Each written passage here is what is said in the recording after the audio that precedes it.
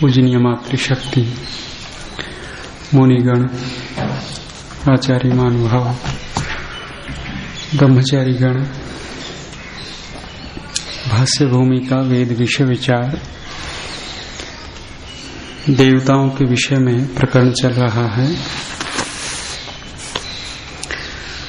सतपथ के प्रमाण कल स्वामी जी ने दिए, उनका अर्थ आज देखते हैं। अथ एषाम अर्थ, अब इनका अर्थ करते हैं। वेद मंत्राणाम एव अर्थो ब्राह्मण ग्रंथेषु प्रकाशित इति द्रष्टव्यम। ब्राह्मण ग्रंथों में वेद मंत्रों के अर्थ का ही प्रकाश किया गया है, ऐसा जानना चाहिए, देखना चाहिए। साकल्यम प्रति याज्ञवल्क्योक्ति ही, साकल्य और याज्ञवल्क्य का संवाद हुआ। त्रयस्त्रिंशत् देवाः सन्ति, 33 ही देवता हैं। बहुत सारे देवता कल हम कर रहे थे, परसों भी हुआ। सभी में से केवल 33 देवता निकाले। अष्टौ वसवः, 11 रुद्राः, 12 आदित्याः, इंद्रः प्रजापतिश्चैति। 8 वसु, 11 रुद्र, 12 आदित्य, 1 इंद्र और 1 प्रजापति, ऐसे करके 33 देवता गिनाए। तत्र वसवः, उनमें वसु कौन से हैं? अग्नि, पृथ्वी, वायु, अंतरिक्षम, आदित्य, द्यौः, चंद्रमा, नक्षत्राणि च। ये 8 वसु हो गए। अग्नि, पृथ्वी, वायु, अंतरिक्ष, आदित्य, द्यौः, चंद्रमा और जितने नक्षत्र दिख रहे हैं इनको ले दिया 8वें में। एतेषाम अष्टानाम वसु संज्ञा कृता अस्ति, इन सभी की वसु संज्ञा की गई है। आदित्य सूर्य लोकः, आदित्य को खोला, सूर्य लोक है। तस्य प्रकाशो अस्ति द्यौः, उसका जो प्रकाश है वो द्युलोक। सूर्य सन्निधौ पृथिव्यादिषु वा, सूर्य की सन्निधि से, सूर्य के संपर्क से ही इन पृथ्वी आदि में प्रकाश आता है। चंद्रमा, पृथ्वी इत्यादि के ऊपर अपना प्रकाश नहीं है, सूर्य से ही मिल रहा है। अग्निलोको अस्ति अग्निरेवः, जो अग्निलोक है वो अग्नि ही है। कुतः एते वसवः इति, ये वसु क्यों हैं? यस्माद् एतेषु अष्टसु एव इदं सर्वं संपूर्णं वस्तु जातम हितम धृतम अस्ति, जिससे इन सभी 8 वस्तुओं में ही ये सर्वम संपूर्णम, सारा का संपूर्ण जो है, वसु अर्थात वस्तु जातम, जो भी पैदा हुआ है वो इन्हीं ने धारण कर रखा है। ये जो 8 हैं, इन्हीं के आधार पर जो भी वस्तु पैदा हुई है वो इनके आधारित है। किंच सर्वेषां करणानिम एव लोकाः सन्ति, सर्वेषां अधिकरणान इमे एव लोकाः, सभी जितने भी लोक हैं ये वसु जो है इनका अधिकरण है। ही यतः च इदं वासयन्ते सर्वस्य अस्य जगतो वास हेतवः तस्माद् कारणात् अज्ञादयोः वसु संज्ञकाः सन्ति इति बोधव्यम। करें यतः, जिससे ये वासयन्ते सर्वस्य अस्य जगतः, ये सभी जगत को वास कराते हैं, अथवा ये सब जगत के वास का हेतु हैं। इनके कारण जगत वसा हुआ है, इसलिए इनकी वसु संज्ञा है, ऐसा जानना चाहिए। 8 जो हैं। 11 रुद्राः, 11 रुद्र हैं। ये पुरुषे अस्मिन् देहे प्राणः, जो इस पुरुषे अस्मिन् देहे, पुरुष के इस देह में प्राण, अपान, व्यान, समानः, उदानः, नागः, कूर्मः, कृकलः, देवदत्तः, धनंजयश्च इमे 10 प्राणाः। 11 आत्मा सर्वे मिलित्वा 11 रुद्राः भवन्ति। 11 रुद्र हैं, प्राण, अपान, व्यान, समान, उदान, नाग, कूर्म, कृकल, देवदत्त और धनंजय। ये 10 प्राण हो गए और 11वां आत्मा हो गया। कल भी हम चर्चा कर रहे थे। प्राण जो होता है, स्वामी दयानंद तो लिख रहे हैं, जो अंदर से बाहर निकलता है वो प्राण, और जो बाहर से अंदर जाता है वो अपान। बहुत जी, बाहर से अंदर जाता है वो अपान।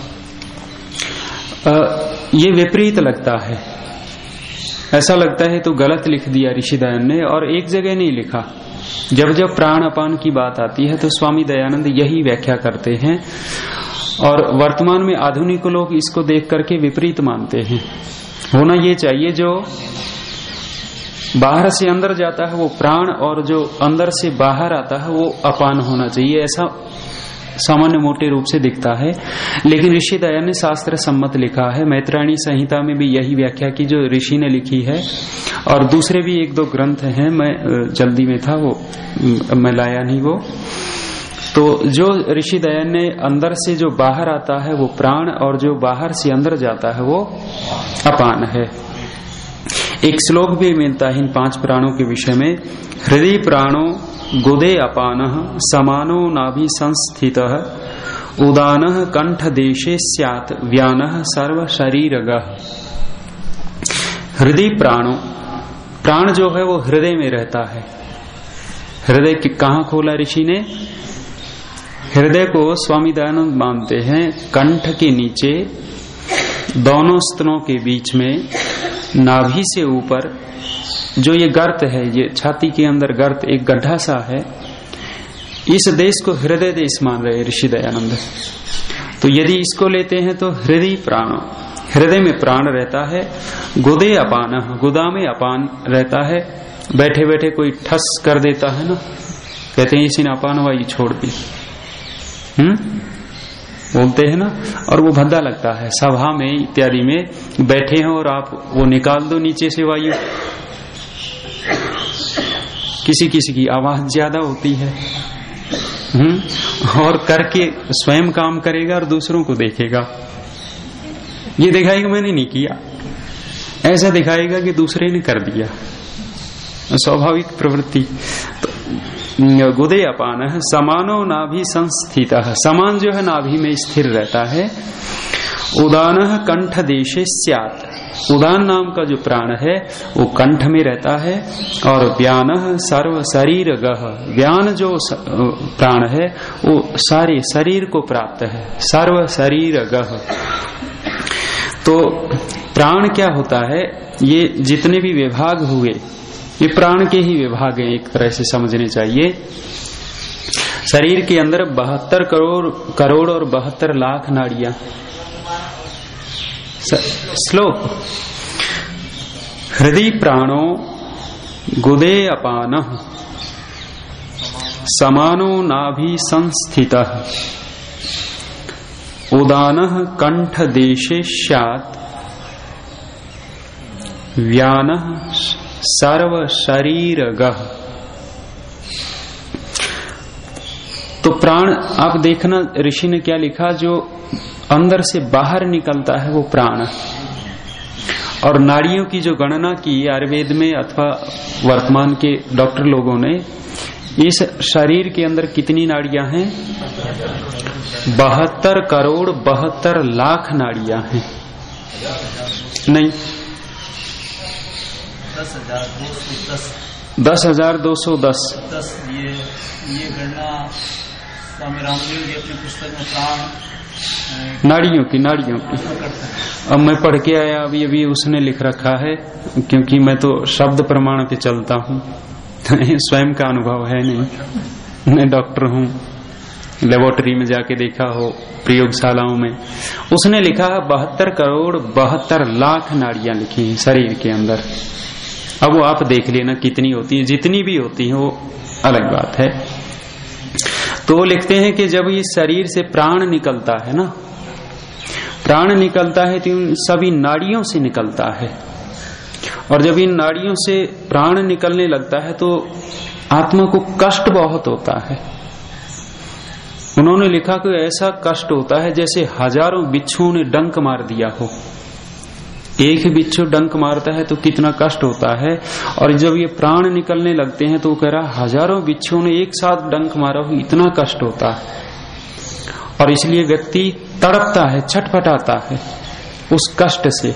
इसलिए मृत्यु का सबसे बड़ा भय मानते हैं। दूसरे भय तो इतने नहीं होते जितना मृत्यु का भय होता है, सबसे बड़ा मृत्यु का। और इसको क्या कहा, अभिनिवेश क्लेश भी कहते हैं योग दर्शन की भाषा में।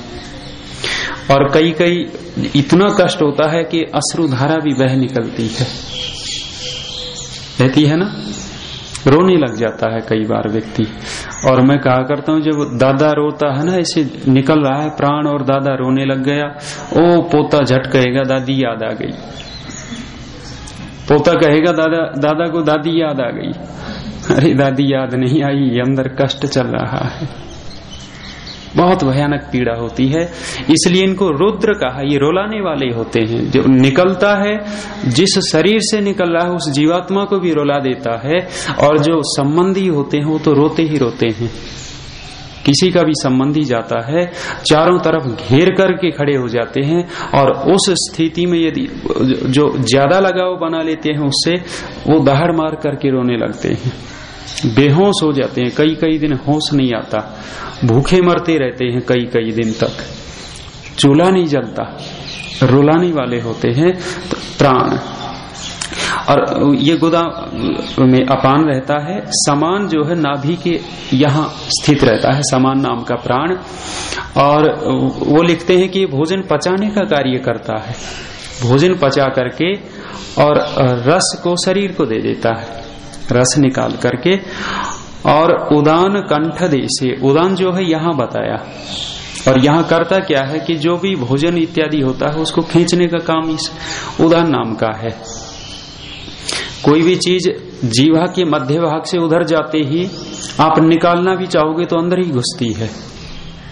प्रयोग किया कभी?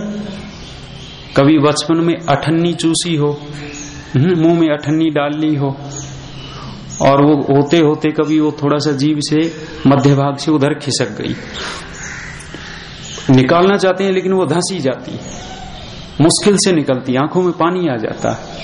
ये क्या करता है? ये व्यान नाम का प्राण खींचता है अपनी तरफ। भोजन इत्यादि जो भी हम लेते हैं इसी का कार्य है, वो खींच लेता है, ये उदान नाम का प्राण। और व्यान शरीर गह, व्यान जो है पूरे शरीर में रहता है।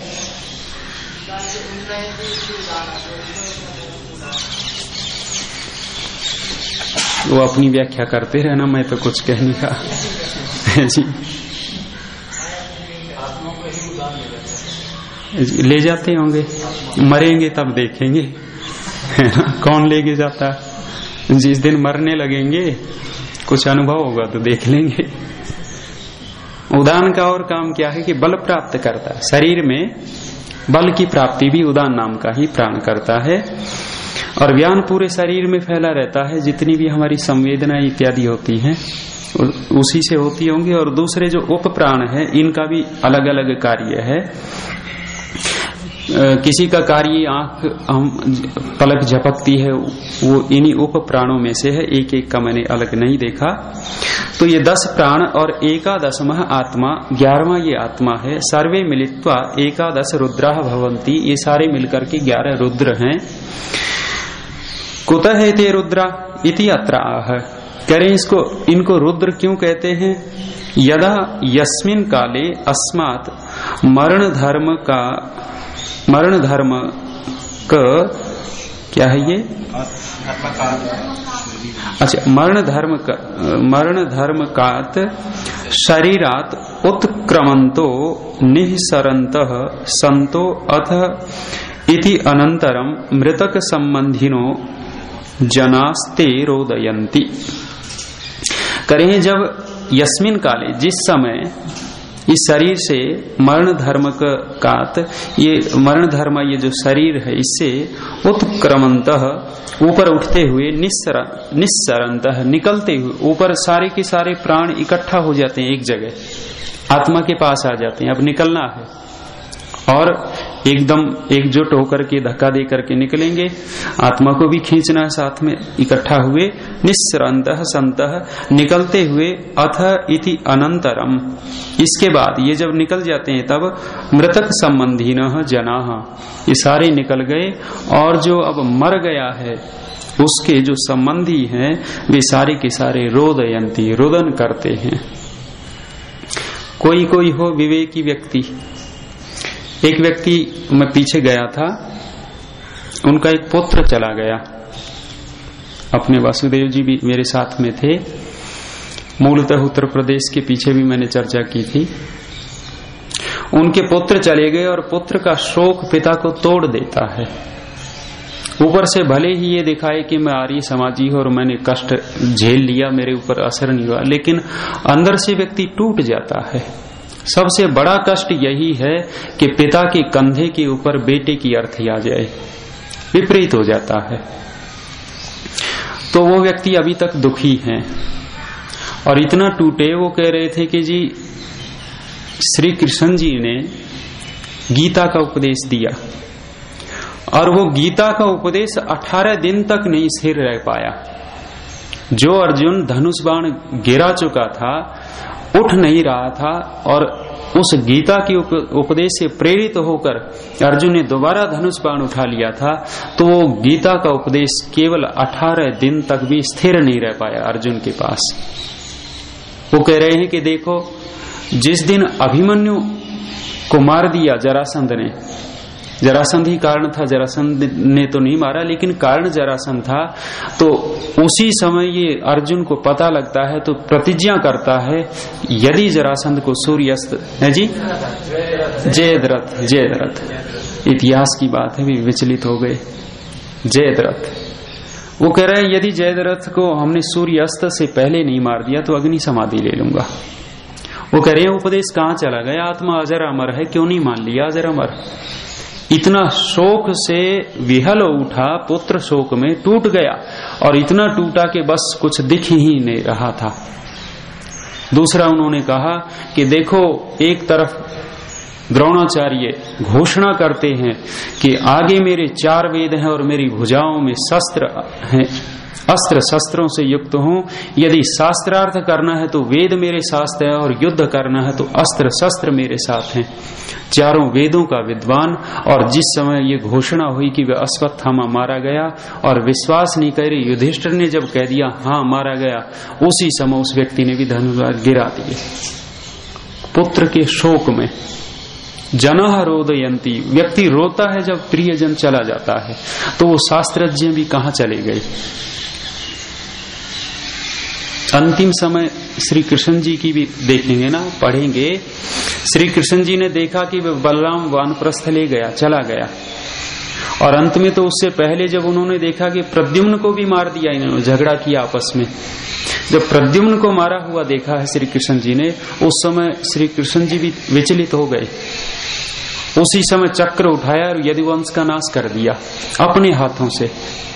और जब देखा कि बलराम चले गए हैं और बलराम में को वन में जाकर के देखा, वानप्रस्थ ले लिया है और बैठे हैं, थोड़ी देर बाद देखा कि बलराम के तो प्राण पखेर उड़ गए, फिर विचलित हो गए। इतना विचलित हुए कि अपने आप को संभाल नहीं पाए और योग निद्रा में उनको लेटना पड़ा। योग निद्रा में लेटे, वो जो भी हुआ हो, शिकारी आया और उसने मार दिया। तो बड़े बड़े व्यक्ति भी आत्मीय जनों से विचलित हो जाते हैं।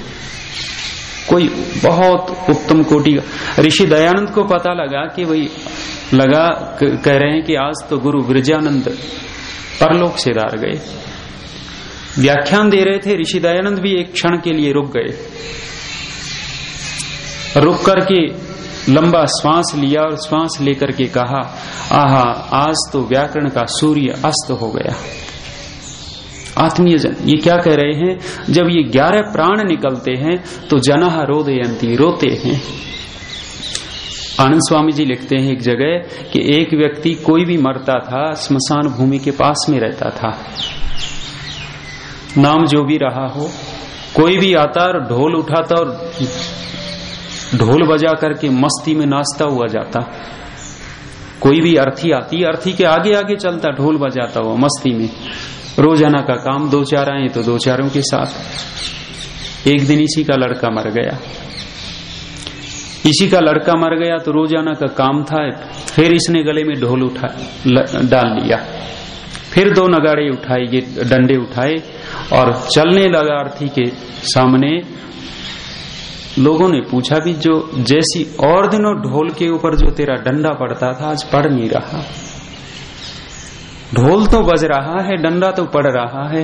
उस व्यक्ति ने कहा भी आज डंडा मेरे अंदर पड़ रहा है, आज डंडा ढोल के ऊपर नहीं पड़ रहा, आज तो डंडा मेरे ऊपर पड़ रहा है। आत्मीय जन मरता है तो क्या कह रहे हैं, रोदयंती। 11 रुद्र, यतः जनः रुदन्ति तस्मात् कारणात् एते रुद्राः सन्ति इति विज्ञेयम्, जिससे जन रोते हैं, जिस कारण से, इसलिए ये रुद्र हैं, ऐसा जानना चाहिए। 12 आदित्याः, 12 आदित्य हैं। चैत्र आद्याः फाल्गुनान्ता 12 मासा आदित्या विज्ञेयाः। अब देसी महीने तो याद ही नहीं मिलेंगे बहुतों को, तो है जी, अंग्रेजी को भी फेब्रुअरी करते हैं।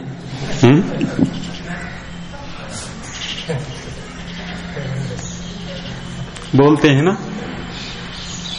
और सितंबर को सितंबर, वो तो याद हैं, सारे के सारे झट बोल देंगे, छोटे छोटे बच्चे भी बोल देंगे और उनकी स्पेलिंग भी झट बोलेंगे। लेकिन ये अपने भारतीय जो महीने हैं इनको, तो ये क्या कहा, चैत्र से लेकर के फाल्गुन पर्यंत। चैत्र प्रथम महीना है और फाल्गुन अंतिम महीना। चैत्र, वैशाख, ज्येष्ठ, आषाढ़, श्रावण, भादो, आश्विन, कार्तिक, मार्गशीर्ष, पौष, माघ, 12 हो गए। तो कह रहे हैं ये 12 जो महीने ये आदित्य हैं। कुतः, क्यों करें, ही यतः एते सर्वम जगत, जगत आदा, क्या है ये, जगत, जगदात, जगदात तो नहीं होना चाहिए, जगत आददाना, ठीक है। एते सर्वम जगत आददाना अर्थात आसमन्तात् गृह्णन्त प्रतिक्षणम उत्पन्नस्य वस्तुन आयुषः प्रलयम् निकटमानयन्तो यन्ति गच्छन्ति। करे हैं जिससे ये सारे के सारे जगत आददाना, आददाना माने लेना, लेना, आददाना लेना, दा धातु है। अर्थात असमन्तात गृह्णन्त, सब ओर से ग्रहण कर लेते हैं। लेना कैसा होता है, थोड़ा नहीं लेना होता, सब ओर से ये ग्रहण करते हैं। कैसे, प्रतिक्षणम उत्पन्नस्य वस्तुन आयुषः, प्रतिक्षण कुछ न कुछ लेते रहते हैं। और वो क्या है हमारे पास, वस्तुनः आयुषः, ये जो आयु हमारे पास है ये सारी की सारी वो क्षीण करते रहते हैं। प्रलयम निकटमान यंतः यंति गच्छन्ति, प्रलय की तरफ ये लेके जाते रहते हैं। एक तो ये शरीर की प्रलय होगी, हमारे व्यक्तिगत जो शरीर मिला हुआ है इसकी भी प्रलय होनी है, और एक पूरी सृष्टि की भी प्रलय होनी है। तो इस शरीर की प्रलय की तरफ भी ये 12 महीने लेके रखे जाते हैं, और ये सृष्टि की जो प्रलय होगी इनको भी वो लेकर के जाते हैं 12 महीने। तो धीरे धीरे सारे के सारे क्षीण करते रहते हैं आयु को। बहुत सारे लोग कहते हैं हमारी इतनी आयु है, इतनी आयु है। आयु का कुछ नहीं पता। प्रतिक्षण प्रत्येक एक आंख का निमेष उन्मेष किया, इसमें भी घट गई आयु, जा रही है। आगे देखिए, तस्मात् कारणात् मासा नाम आदित्य संज्ञा कृता अस्ति, इसलिए इन 12 महीनों की आदित्य संज्ञा की गई है। अच्छा छूट गया, ओहो ठीक। चक्रवत भ्रमणेन उत्तरोत्तरम जातस्य वस्तुनः अवयव स्थिलताम परिमाणेन प्रापयन्ति, परिणामेन, ठीक है, परिणामेन प्रापयन्ति। करें चक्रवत भ्रमेण, जैसे चक्र घूमता रहता है, चक्र घूमता है तो क्या होता है, चक्र के ऊपर यदि हम कुछ लगा देवें, एक चिन्ह लगा देवें, कुछ चिपका देवें, तो वो वहीं आ जाता है, घूम करके चलता रहता है। तो कह रहे उत्तरोत्तरम जातस्य वस्तुनः अवयव शिथिलताम परिणामेन प्रापयन्ति। उत्तरोत्तर अर्थात बाद बाद में, जैसे जैसे बीतता जाता है वैसे वैसे जो उत्पन्न वस्तु है उसके अवयवों को स्थिलता को परिणामेन परिणत करता रहता है, उसके द्वारा प्रापयन्ति, स्थिरता को प्राप्त करवाता है। ये शरीर है, हमें लगता रहता है कि बिल्कुल स्वस्थ है, ठीक है, लेकिन प्रतिक्षण धीरे धीरे ये खत्म हो रहा है। और कह रहे हैं 12 साल में तो पूरा ही शरीर बदल जाता है, वो शरीर रहता ही नहीं है जी। 7 साल में, 7 साल में बदल जाता होगा, मैंने ज्यादा कह दिए।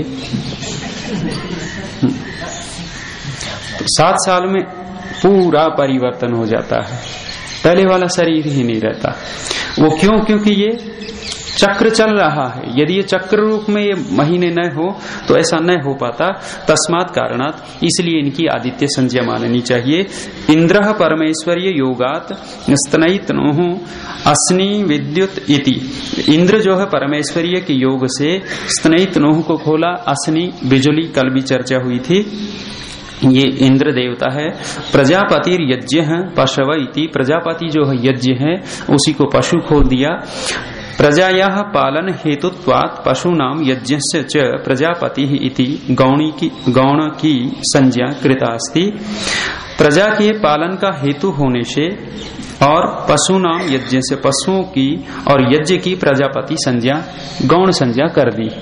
मतलब प्रजा का पालन यज्ञ से भी होता है और प्रजा का पालन पशुओं से भी होता है। दूध देते हैं पशु लोग, हमारे काम आते हैं, उनकी गौण संज्ञा प्रजापति कर दी।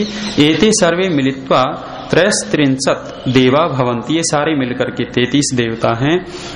देवो दानात् इत्यादि निरुक्त्या ही एतेषु व्यवहारिकम एव देवत्वम योजनीयम। कह रहे हैं देवो दानात्, ये देव क्यों है? देने से, इत्यादि ये निरुक्तकारों की ये संज्ञा है। व्यवहारिकम एवं देवत्वम योजनीयम, ऐसा जोड़ लेना चाहिए। आज इतना ही रखते हैं, आगे काफी है। जड़ बता रखे हैं और प्राणों में 11वां 8वां 33 देवता और प्राणों में 11वां 8वां है। ये कहाँ लिखा? 33 के 33 जड़ हैं। विभाग किए हैं जड़ देवता और चेतन देवता, ऐसा तो विभाग है। ये नहीं लिखा कि ये 33 देवता जड़ हैं। ऐसा कोई वचन हो तो दिखा देना। अभी इतना ही रखते हैं। शांति पाठ। ओम द्यौः शान्तिरन्तरिक्षं शान्तिः पृथिवी शान्तिरापः शान्तिरोषधयः शान्तिः वनस्पतयः शान्तिर्विश्वे देवा शान्तिर्ब्रह्म शान्तिः शान्तिः शान्तिरेव शान्तिः सामा शान्तिरेधि। ओम शांति शांति। सबको सब